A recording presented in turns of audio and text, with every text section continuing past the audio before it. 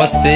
જો વૈદિક હોળીની પ્રાથમિક તૈયારીના ભાગરૂપે આ સેન્ટર છે ત્યાં આપણે મટકું મૂકશું અને મટકામાં સાવધાન રાખીશું। આ રીતનો આપણી પાસે સામાન આવશે।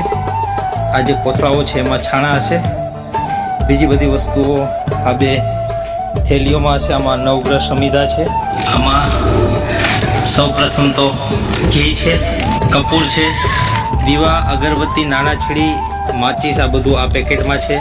પછી અબીલ ગુલાલ કંકુ છે। આ સાવધાન આપણે મટકામાં નાખવાના છે, એની ઉપર ઢાંકણ છે, ઢાંકણ મૂકી અને રાખવાનું છે।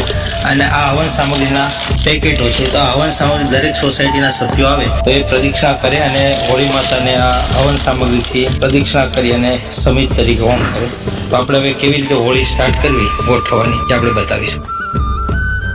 જો વૈદિક હોળીની પ્રાથમિક તૈયારીના ભાગરૂપે આ રીતના એક સેન્ટર પોઈન્ટથી 2 થી 2.5 ફૂટ ત્રિજ્યા રાખી અને એક આપણે વર્તુળ દોરવાનું।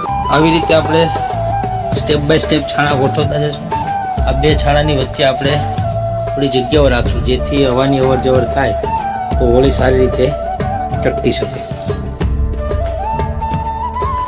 આવી રીતે એક સ્ટેપ ઉપર બીજા સ્ટેપ ગોઠવતા જઈશું।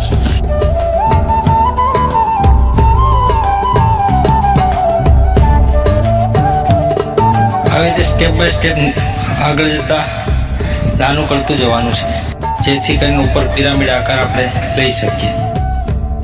આ 5 ફૂટ ઉપરની હાઈટ થઈ ગઈ છે અને એકદમ સરસ અદ્ભુત આ ગૌમય હોળી। અને આમાં એક ઉપર આપણે ધજા લગાવી દઈશું। 3 કલાક સારી એવી ચાલે એવી છે। નીચે દીવા ગોઠવી દઈએ। 5 દીવા છે, 5 ધૂપસળી, એની પૂજા કરી નાળા શેડીથી।